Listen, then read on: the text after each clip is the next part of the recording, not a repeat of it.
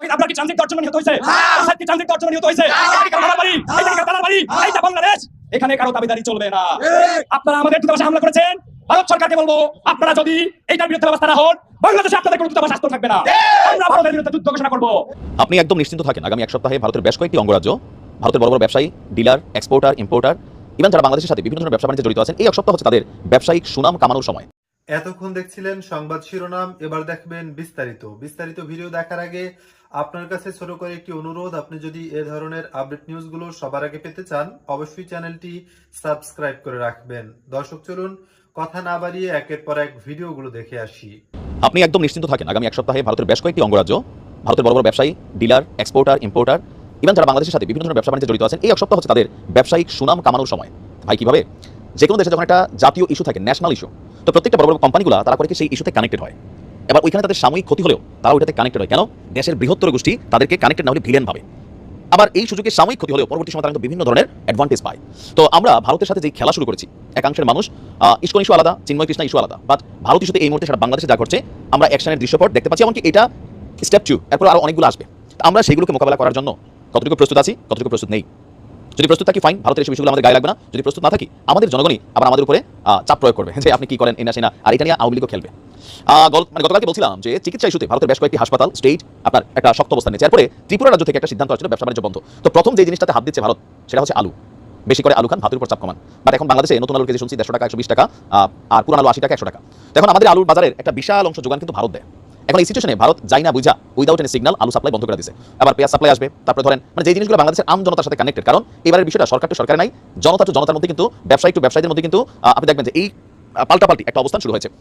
আমরা দেখছি ইভেন পশ্চিমবঙ্গে, মানে এই প্রথমবারের মতো কলকাতা, আমি অন্যান্য সময় বাংলাদেশে কিন্তু কলকাতাকে নেগেটিভ দেখি। আপনি দেখেন জুলাই আগস্ট অভ্যুত্থানে আমি নিজে ভিডিও করছি যে কলকাতার ছাত্ররা, কলকাতার মানুষ এই বৈষম্যবিরোধী ছাত্রদের জন্য তারা সেখানে লড়াই করেছে, তারা জেলে গিয়েছে, তারা পুলিশের হাতে মাইর খাইছে।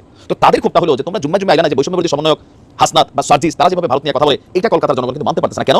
তাদের অনেক আমার অনেক মেসেজ আসে, মেইল আসে, বা তাদের গণমাধ্যমগুলো দেখবেন যে এই ছাত্রগুলো তো বিশ্বাসঘাতক। কেন? তোমাদের জন্য আমরা ওই সময় নামছি কলকাতা থেকে, আমরা প্রটেস্ট করছি স্টুডেন্ট। এখন তোমরা আমাদের এই পশ্চিমবঙ্গ নিয়ে, ভারত নিয়ে, যাতে স্টেট অফ ইন্ডিয়ার পশ্চিমবঙ্গ, তো তারা কিন্তু বিষয়টাকে রিয়াকশন করছে। ইভেন সেখানে তারা ব্যবসা বাণিজ্যে লস দেওয়া হলেও আবাসিক হোটেলে বাঙালি রাখবে না, কোনো কি বলা হচ্ছে আপনার হাসপাতালে বাঙালিদের চিকিৎসা দিবে না, চিকিৎসা নিতে গেলে প্রমাণ করতে হবে, নানান ধরনের ঘটনা। ইভেন গ্রেপ্তারিও শুরু হয়েছে, বিএনপি একটা আটকাইছে বাংলাদেশের মুসলমান, সেখানে রবি শর্মা নাম দিয়ে ঢুকছিল। তো এখন কিন্তু ধাপে ধাপে আমি দেখছি অনেক কিছু এখানে হবে। আবার একটা মাঝখানে গুজব ছড়ালো গতকালকে থেকে যে ভারত সীমান্ত বন্ধ করে দিবে, অর্ধেক বাঙালি তাড়াতাড়ি ফ্লাইট করে বাংলাদেশ। আপনি দেখেন এই যে বিষয়গুলোতে আমি আপনার ফেসবুকে বসে বলতেছি, কিন্তু যারা প্র্যাকটিক্যালি এই মুহূর্তে আছে মাঠে ময়দানে, ভারতের যে মানুষটা বাংলাদেশে আছে কি পরিমাণ টেনশনে আছে, সে বাইরে বের হলে বলে না হাম হিন্দুস্তানি হয়, কারণ তার ভাই নগদে মব জাস্টিস করবে। আবার পশ্চিমবঙ্গে যারা আমাদের বাংলাদেশের মানুষ আছেন, তারাও কিন্তু সহজে বলে না যে ভাই বাংলাদেশ থেকে আসছে। কেন?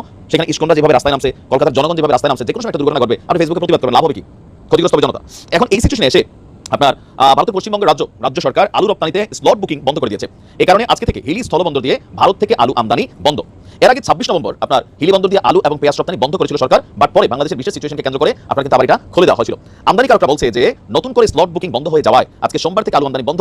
নিশ্চয়ই বাংলাদেশের মার্কেটে আলুর দাম বাড়ছে, যারা আজকে কিনছেন একটু জানাবেন।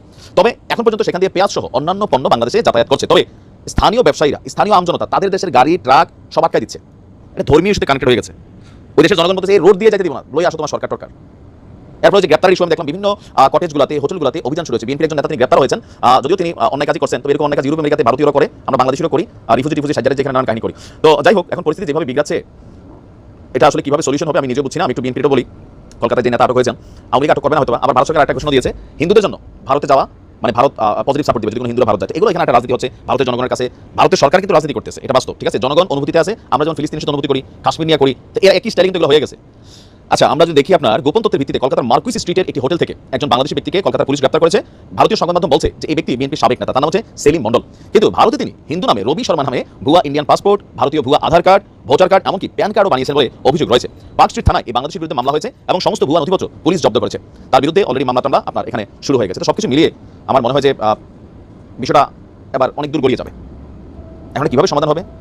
ভারতের যারা আমজনতা আছি, আমরা যারা বাংলাদেশের আমজনতা আছি, যারা বুঝের মানুষ আছি, এই ইস্যুতে যারা রাজনীতি করছে ধর্ম নিয়ে, এই ইস্যুতে যারা এক ধরনের প্রেক্ষাপট তৈরির চেষ্টা চালাচ্ছে, সেখান থেকে আমাদের বুঝজ্ঞান রাখতে হবে। দেখেন আমরা দুই দেশ একে অন্যকে ভালোবাসি, কিন্তু ন্যায্যতা, সম্মান, সমতার ভিত্তিতে। আমার সীমান্তে যেন গুলি না চলে, আমার বাংলাদেশের যেন কোনো কটূক্তি মন্তব্য না হয় ওই দেশের সরকারের। আমাদের দেশের সরকার কিন্তু কখনো এগুলো করে নাই। আওয়ামী লীগ যতদিন ছিল, 16 বছর ভারতে কিন্তু আমরা তেলাইছি বা চুপ ছিলাম অনেক কিছুতে। কিন্তু ভারত সরকারের বিজেপির পাগলা মন্ত্রীরা বাংলাদেশ নিয়ে একের পরে ঘটনা করছে, উল্টাপাল্টা কথা বলছে, এরা এই স্টেট এদের, ওইটা এদের, আমাদের আভ্যন্তরীণ বিষয়ে হস্তক্ষেপ করছে। এগুলো কিন্তু আপনারা যারা কলকাতার পশ্চিমবঙ্গের মানুষ আছেন তারা কিন্তু জানেন। আমাদের আওয়ামী সরকারের সাহস ছিল না ভারত নিয়ে কথা বলা। আমরা প্রটেস্ট করছি, সীমান্তে হত্যা নিয়ে আমরা কথা বলছি, সরকার এগুলোর মধ্যে কলা চড়ছে মুখে নিয়ে।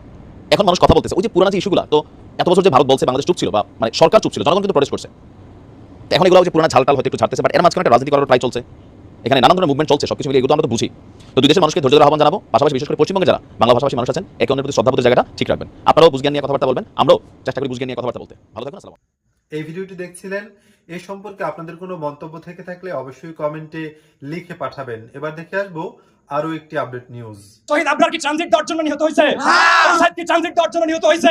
এটা কি কারো মামার বাড়ি? এইটা কি কারো দাদার বাড়ি? এইটা বাংলাদেশ, এখানে কারো দাবিদারি চলবে না। আপনারা আমাদের দূতাবাসে হামলা করেছেন, ভারত সরকারকে বলবো আপনারা যদি এইটার বিরুদ্ধে ব্যবস্থা না হন, বাংলাদেশে আপনাদের কোনো দূতাবাস আস্ত থাকবে না। আমরা ভারতের বিরুদ্ধে যুদ্ধ ঘোষণা করব। আগরতলায় আমাদের যে দূতাবাস, সেই দূতাবাসে হামলা করেছে। আমি আমার বক্তব্যের মাধ্যমে দেশের মানুষকে বলতে চাই, ভারতীয়রা সাংস্কৃতিকভাবে, রাজনৈতিকভাবে এবং কূটনৈতিকভাবে বাংলাদেশকে পর্যদস্ত করার জন্য একের পর এক অপচেষ্টা করছে। প্রথমত তাদের সকল মিডিয়াকে বয়কট করুন। তার জলসা, জি বাংলা, জি সিনেমা সহ এই সকল চ্যানেলের মাধ্যমে আমাদের দেশের মানুষের মধ্যে প্রত্যেকটা পরিবারে বিভাজন সৃষ্টি করার অপচেষ্টা করছে। প্রথমে এই মিডিয়াগুলোকে বয়কট করতে হবে। দ্বিতীয়ত ভারতীয় পণ্য বয়কট করতে হবে। আপনারা নিশ্চিতই অবগত আছেন, ভারতের কিছু হাসপাতাল বাংলাদেশের মানুষকে চিকিৎসা দিবে না বলে ঘোষণা দিয়েছে। এই সরকারের এই সুযোগটা লুফে নেওয়ার একটা সময়। আমি অন্তর্বর্তীকালীন সরকারের উপদেষ্টাকে বলবো, আপনার এই সময়ে বাংলাদেশের চিকিৎসা ব্যবস্থাকে এমন পর্যায়ে নিয়ে যাবেন যেই চিকিৎসা ব্যবস্থায় ভারতের নাগরিকরা যেন এসে আমাদের এই দেশে চিকিৎসা নিতে বাধ্য হয়। আমাদেরকে যেন দেশের বাইরের কোনো হাসপাতালে চিকিৎসা নিতে যেতে না হয়।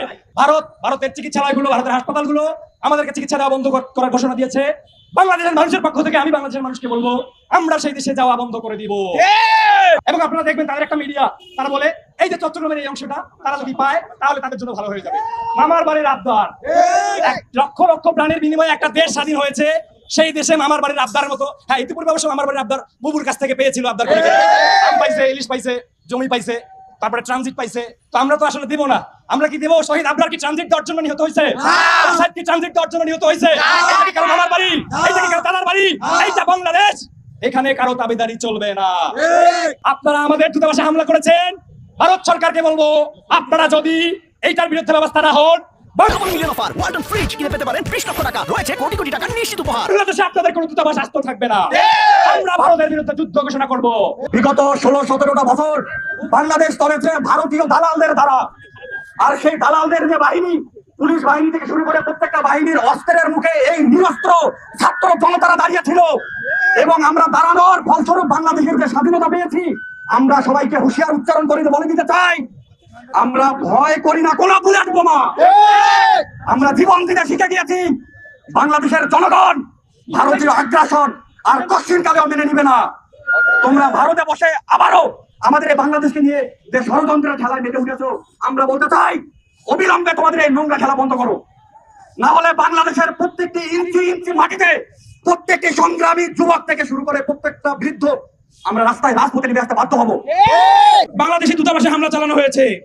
আমরা লক্ষ্য করছি এই আওয়ামী ফ্যাসিস্ট সরকার পালানোর পর থেকে ভারত বাংলাদেশের উপর অনেক চড়াও। আসলে ভারত কিন্তু আদৌ আমাদের বন্ধু ছিল না, এটা আমরা বিশ্বাস করি না। তারা আসলে বন্ধু ছিল সেই ফ্যাসিস্ট খুনি হাসিনার। তারা সেই খুনি হাসিনাকে শেল্টার দিয়েছে, নতুন করে বাংলাদেশকে একটা অরাজক পরিস্থিতি সৃষ্টি করার জন্য পায় তারা সর্বনিয়ত করে যাচ্ছে। আমরা এটার তীব্র নিন্দা প্রতিবাদ জানাই।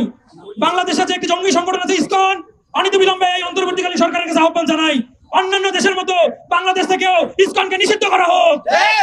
আমরা ভারতীয় আগ্রাসনের বিরুদ্ধে, আমরা চাই ভারতের সাথে সুসম্পর্ক রাখতে। কিন্তু ভারত যদি আমাদের উপর তোষামোদী করে, যদি আমাদের উপর আধিপত্য বিস্তার করতে চায়, একটি স্বাধীন সার্বভৌম দেশের নাগরিক হিসাবে দরকার পড়লে আবারও রক্ত দিব, আগ্রাসন মেনে নিব না। আপনাদের বলতে চাই, আপনারা আপনাদের সেভেন সিস্টার নিয়ে ভাবুন, বাংলাদেশকে নিয়ে খেললে সেভেন সিস্টার থাকবে না। আপনাদেরকে এখান থেকে জানান দিতে হয়, আপনারা বাংলাদেশকে নিয়ে খেলবেন, আপনাদের সেভেন সিস্টার এদিক থেকে। দর্শক দেখছিলেন বিস্তারিত, এ সম্পর্কে আপনাদের মতামত কমেন্টে লিখে পাঠাবেন। ভিডিও ভালো লাগলে চ্যানেলটি সাবস্ক্রাইব করতে ভুলবেন না। এবারের মতো এখানে বিদায় নিচ্ছি, শীঘ্রই দেখা হয়ে যাবে নতুন কোনো ভিডিও নিয়ে। ততক্ষণ সকলে ভালো থাকুন, সুস্থ থাকুন। আসসালামু আলাইকুম ওয়া রাহমাতুল্লাহি ওয়া বারাকাতুহু।